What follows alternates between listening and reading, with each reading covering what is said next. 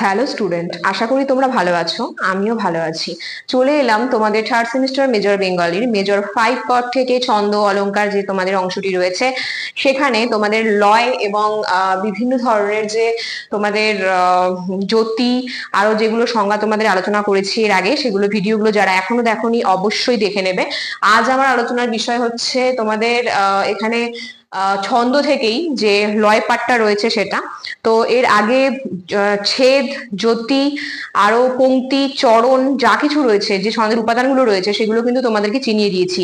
অবশ্যই ভিডিওগুলো দেখবে এবং দেখে কারো যদি কোনো জায়গায় কোনো প্রবলেম হয় অবশ্যই আমাকে কমেন্ট বক্সে জানাবে।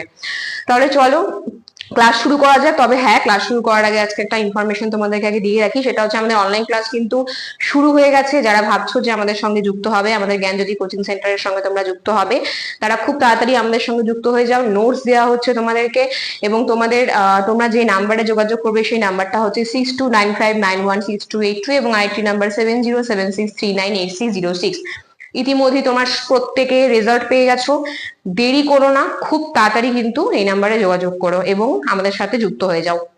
তাহলে চলো আজকের ক্লাস শুরু করা যাক। আমি আজকে তোমাদের বলবো যে ছন্দ অলংকার থেকে ছন্দের যে লয়টা কি, ঠিক আছে, লয় কাকে বলে এবং লয় কয় প্রকার কি কি, প্রত্যেকটার একটা করে উদাহরণ দিয়ে তোমাদেরকে আজকে বোঝাবো।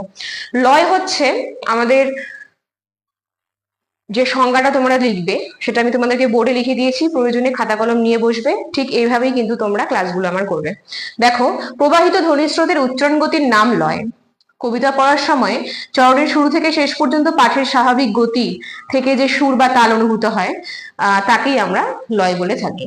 তাহলে কোন একটা কবিতা পড়ার সময় সেখানে যে চরণগুলো আমরা ব্যবহার করে থাকি, সেই চরণের মধ্যে যে একটা সুর বা তাল যে সৃষ্টি হয় সেটাকে কিন্তু আমরা বলে থাকি লয়।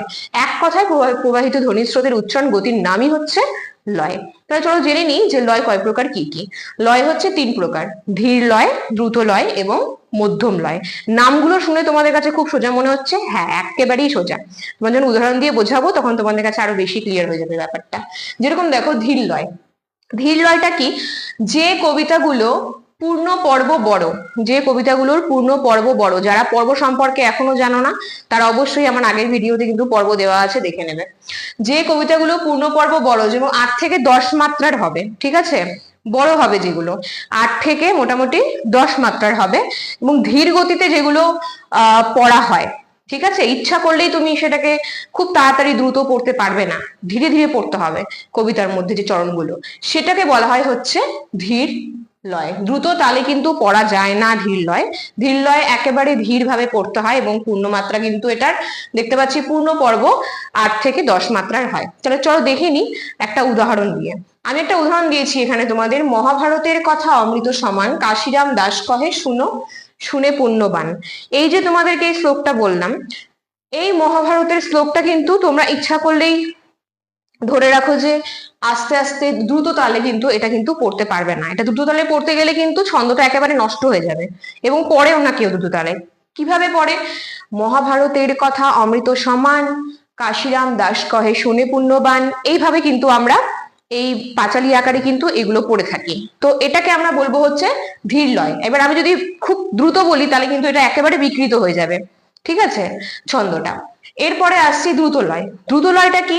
একেবারে ধীর লয়ের উল্টো হচ্ছে দ্রুত লয়।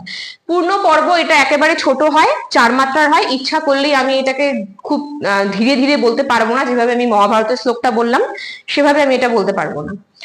আমাকে এটা বলতে গেলে কি করতে হবে? দ্রুত গতিতে এটা বলতে হবে, ধীর গতিতে বলা যাবে না। যেরকম, কে মেরেছে, কে ধরেছে, কে দিয়েছে গাল, তাই তো খুকু রাগ করেছে, ভাত খায়নি কাল। এটাকে আমি কখনো ধীর লয়ে কিন্তু বলতে পারবো না। এই কবিতার যে চরণগুলো রয়েছে, যে পর্বগুলো রয়েছে, আমাকে কিন্তু খুব দ্রুত বলতে হবে।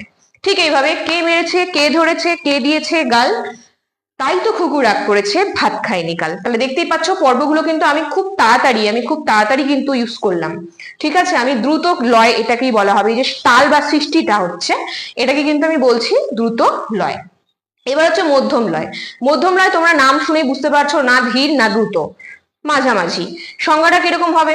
এটা 5, 6 বা 7 মাত্রার হবে, ঠিক আছে। যারা মাত্রা, ছেদ, জ্যোতি এগুলো কিছুই জানো না তারা কিন্তু আগের ভিডিওগুলো অবশ্যই জেনে নেবে, দেখবে। ধীর বা দ্রুত গতিতে এটা পড়া যায় না, তার মানে এটা ধীর গতিতেও পড়া যাবে না, দ্রুত গতিতেও পড়া যাবে না, মোটামুটি একটা লেভেলে মধ্যম লয় এটা পড়তে হবে।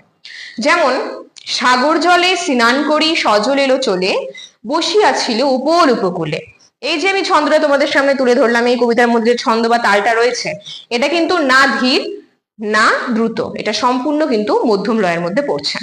তাহলে আজ আমি তোমাদের সামনে আলোচনা করলাম ছন্দ থেকে লয় যেটা রয়েছে, লয় কাকে বলে, লয় কত প্রকার, কি কি সেটা। এবার আমার ক্লাস যদি তোমাদের ভালো লেগে থাকে অবশ্যই লাইক কমেন্ট শেয়ার করবে, এবং যদি কোনো জায়গায় কোনো প্রবলেম থেকে থাকে কমেন্ট বক্সে অবশ্যই জানাবে।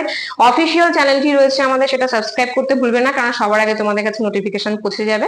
তাহলে চলো আজকে ক্লাস এত পর্যন্তই, দেখা হচ্ছে নেক্সট ভিডিওতে নতুন কোনো একটা ভিডিও নিয়ে। সুস্থ থাকো, ভালো থাকো, এবং আমাদের চ্যানেলকে ভালোবেসে আমাদের সাথে থাকো। ধন্যবাদ।